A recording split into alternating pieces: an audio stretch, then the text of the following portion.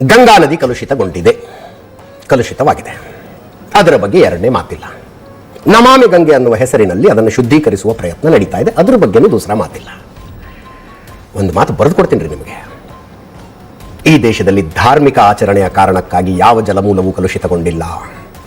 ಧಾರ್ಮಿಕ ಆಚರಣೆಯ ಕಾರಣಕ್ಕಾಗಿ ಕಲುಷಿತಗೊಂಡಿಲ್ಲ.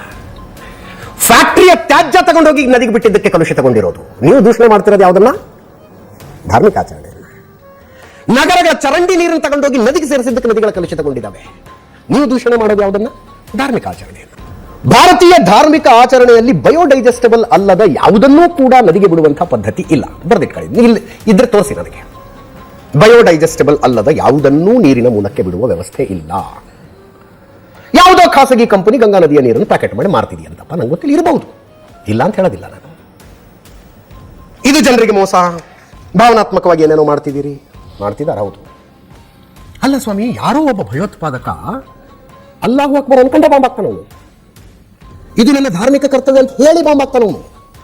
ಆ ಬಾಂಬ್ ಇನ್ನೂ ಅಲ್ಲಿ ಸಿಡ್ದಿರೋದಿಲ್ರಿ, ಆಗಲೇ ಇಲ್ಲಿ ಧರ್ಮಕ್ಕೂ ಭಯೋತ್ಪಾದನೆಗೂ ಸಂಬಂಧ ಇಲ್ಲ ಅಂತ ಶುರು ಮಾಡ್ಬಿಡ್ತೀರಿ.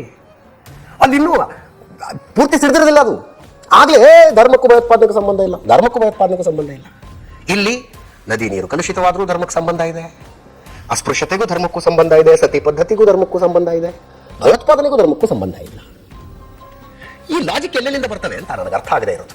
ಎಲ್ಲ ಧರ್ಮದಲ್ಲಿರೋ ಪಿಡುಗುಗಳನ್ನು ಆಯಾ ಧರ್ಮಕ್ಕೆ ಸೇರಿಸ್ಬಿಡೋಣ, ಅವಾಗ ಒಂದು ಲಾಜಿಕ್ ಬರುತ್ತೆ, ಒಂದು ಫ್ರೇಮ್ ಬರುತ್ತೆ. ಹಂಗಾಗಬೇಕಾಗಿಲ್ಲ. ಕೆಲವಕ್ಕೂ ಧರ್ಮಕ್ಕೂ ಸಂಬಂಧ ಇರೋದಿಲ್ಲ, ಇನ್ನು ಕೆಲವಕ್ಕೂ ಧರ್ಮಕ್ಕೂ ಸಂಬಂಧ ಇರುತ್ತೆ. ನಾವು ಇಂಥ ಬಡದಲ್ಲಿದ್ದೇವೆ, ಇಂಥ ಗುಂಪಿನಲ್ಲಿದ್ದೇವೆ ಅನ್ನುವ ಕಾರಣಕ್ಕಾಗಿ ಇದನ್ನು ವಿರೋಧಿಸಲೇಬೇಕು ಅನ್ನುವ ಮನಸ್ಥಿತಿ ಭಾರತದಲ್ಲಿ ಇರಲಿಲ್ಲ.